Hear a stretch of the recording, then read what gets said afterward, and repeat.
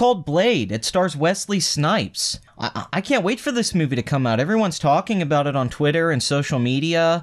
I mean, apparently it's the most important film ever made. Oh, wait. Blade came out in the 90s. The hell? I have this odd memory that I saw that film in the theater, and nobody really cared that it was a black superhero. I mean, I guess it's debatable whether or not Blade's a superhero. Some people say he's an anti-hero, and it's more of a vampire movie than it is a traditional comic book film, but I think it counts, damn it. Let's go even further. Meteor Man, Robert Townsend, he did 2 superhero movies. He did that and Up, Up, and Away on the Disney Channel. Okay, I'll give you one better. Blank Man. Blank Man's like Kick-Ass before Kick-Ass ever happened. So, what about that? I'm just saying. And what's with this importance that because it's a movie with a black lead actor and it's a big budget movie and it's got a mostly black supporting cast? Why is that the most important thing about the movie? I'm not trying to be ignorant here. I really just don't get it. I mean, Tyler Perry movies have all black casts. What, Menace to Society from the Hughes brothers back in the 90s? I mean, if we're going to go down the list of films that have had black casts, that's been around a while now. Spike Lee films, and why wasn't that as relevant? What about Do the Right Thing? Was that not as big of a deal or something? Malcolm X? I mean, I know those movies had white actors in them too, but I remember most of the cast and some of the big scenes being black. I don't know. Is this something new? Have we never seen a black cast in a movie before? I guess, I don't know. Maybe when I see it, I'll understand. Maybe it'll be like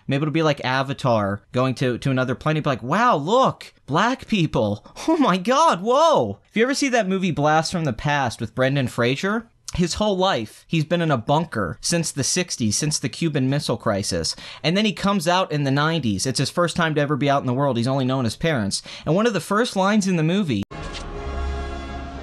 What are you looking at?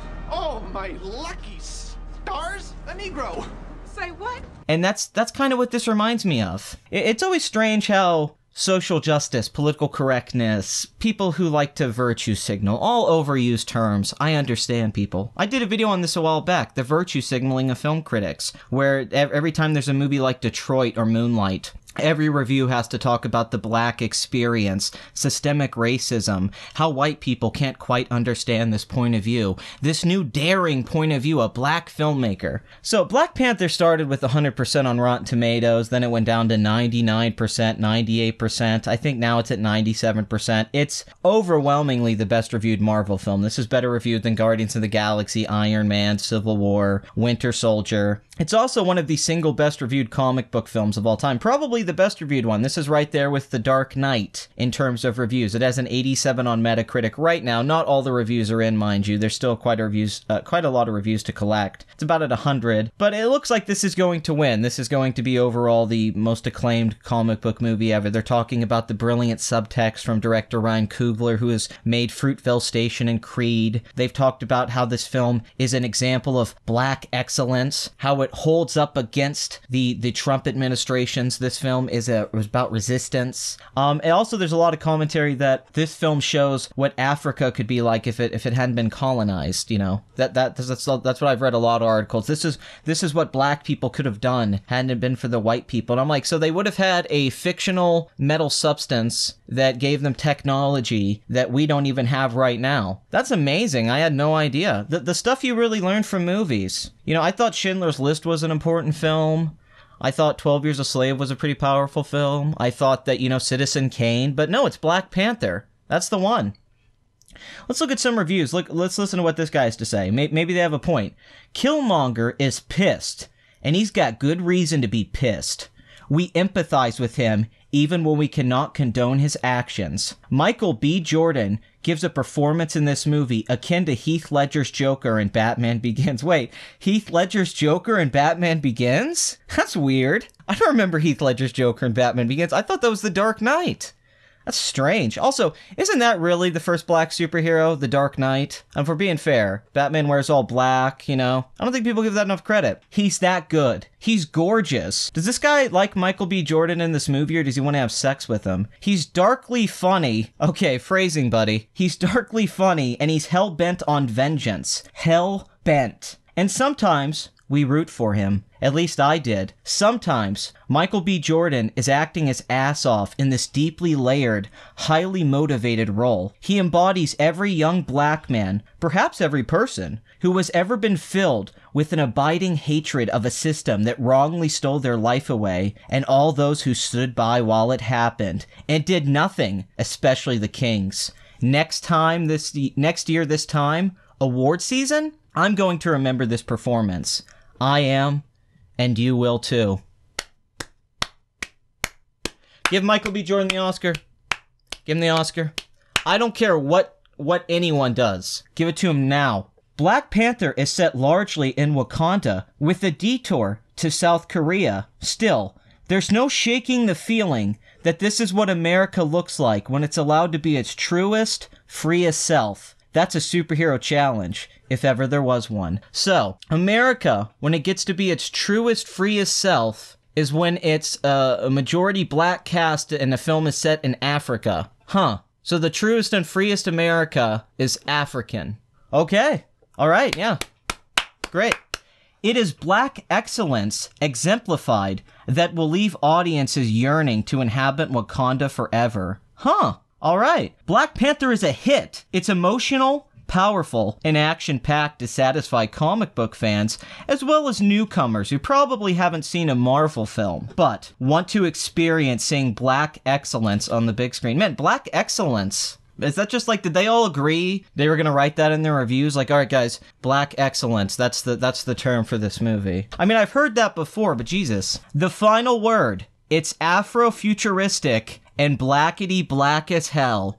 When I see this movie, I'm going to put that in my review. I'm just promising that right now. I'm going to talk about how blackety black as hell this film is. That's the quote of the year. They should put that on the poster. I want to go to my local cinema and see on the poster, it's Afro-futuristic and blackety black as hell. I'd buy 8 tickets. 8. It's everything I've ever desired in a live-action version of this popular superhero, and yet so much more. Quite frankly, the experience is indescribable. I left the theater wanting to see this movie at least 10 more times. 10 more! I already know that Black Panther's weight in gold at the box office will be in repeat viewings, because we just won't want the cinematic experience to end. I plan to see it again opening weekend, and again after that, and again, and again, and again. Wow, this is from Peter Travers in his 4-star review in Rolling Stone. He's called this a masterpiece. All right, CBC Toronto, we are ready. We've been ready. Black Panther ushers in a new wave of black sci-fi? What? What does that even mean, black sci-fi? I guess that's a new thing now. There's going to be the genre. Hey, what's your favorite genre? Black sci-fi? I mean, between that and Asian sci-fi. I'm not really quite sure yet where I lean towards, but Black Panther is ready to take dark-skinned actresses and colorism seriously. Huh. Time Magazine. This is really powerful stuff. How white movie critics who gave Black Panther 5 out of 5 see themselves. That's just wonderful. So, is this the film that's going to bring the downfall of Trump? Is this Marvel's cinematic magnum opus? Is this the greatest work of modern film and fiction? Is this going to transcend all art? Is the hip-hop soundtrack going to be the most bomb thing ever? I mean, they got Kendrick on this, man. They got Childish Gambino. Come on, how can you get better than that? Listen, I haven't seen the movie, and I like Ryan Coogler. I really do. I think he's a really, really good director. He's probably one of the most talented directors they've hired. And a lot of the reviews do point out the amazing visuals, the other subtext, the tragedy, the dynamics of family and power. There's so many things about this movie that sound really good. The acting sounds good. The action scenes sound pretty interesting. Certainly the costume design and production design looks really cool. So I'm not trying to knock any of that. It's just this hyperbole, this way of just saying this movie's a masterpiece over and over again. And then if there's a negative review, those people get jumped on for giving like 3 out of 5 stars because they had issues with the movie. They thought that the lead character was a little too perfect. A bit of a Gary Stu, if you will. He doesn't have a lot of flaws. Now, that's just an opinion, man, but then people jump down your throat, and yet these other critics are giving it 4 stars and proclaiming it a groundbreaking film. And then you see so many of these reviews, and there's things like that, like Heath Ledger Batman Begins, and I know that's a mistake, but there's been a lot of this where I go read reviews, and I've literally seen reviews where they say this is the first black superhero film, or the first major film to have a black actor in it like this, and I'm like, what? Did everyone forget Hancock with Will Smith? That movie made $624 million. It wasn't some small little movie that just like came and went. It was a huge movie. What the hell is this? Like, I'm not saying this film isn't groundbreaking in a lot of ways, because I'm sure it is in very specific ways, that it's a black director making it with the cast and the money they got, and they're part of this universe and all that. That's cool. I'm into that, but I don't understand how to some people they're acting like they're coming out just crying because of black excellence. What the hell? Have you never seen a movie with black people in it before? What is this? Like, just watch an Eddie Murphy movie. That's black excellence. Watch Beverly Hills Cop.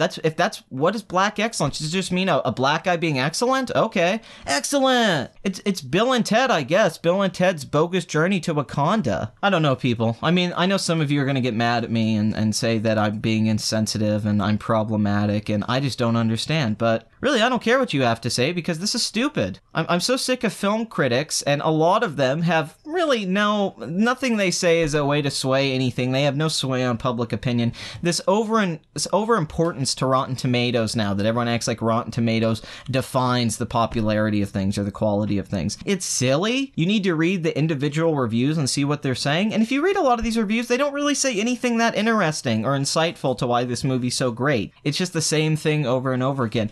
I'm not saying there isn't really good reviews for this movie, because there is. But I'm just pointing out stuff like that on social media and stuff like it's blackety black as hell. I mean, come on. I'm sorry. We need to have, like, if this is such an important film and it's such a powerful film, apparently is what they're saying, that like it's going to get Oscar nominations and stuff like that, then I don't know, give some more weight to how you talk about it. It's so comical how they're treating this film. They're putting it on this pedestal that's just going to create a backlash that the film probably doesn't deserve. That's how it goes now, there's just, everyone's hyperbolic, and there's no way to keep everyone from exaggerating the negatives or the positives of anything anymore, because once you choose a side, you have to stick to it. And we can't just go say, hey, it's a good movie, Like, it's probably, like Guardians of the Galaxy or something, or Iron Man. It's like, hey, good movie. But instead, it's like, this is the most important film of our times. This will only be until the next film comes out that'll be the most important film of our times. This is what keeps happening. This won't be the end of it. There's even some reviews how Wonder Woman was the most relevant comic book film, and now it's this. It's like, oh, the overrated Wonder Woman. That gives me hopes. Oh my god. Anyway, like, comment, and subscribe. Please rewind your VHS tapes before you bring them back to the store. And please go, support Black Panther. Don't take this as a negative. I haven't seen the movie, so maybe it is a masterpiece. Who knows? Maybe it's one of the greatest movies ever made. If it is, then I'll say it. I don't mind it. I'll say it in my review.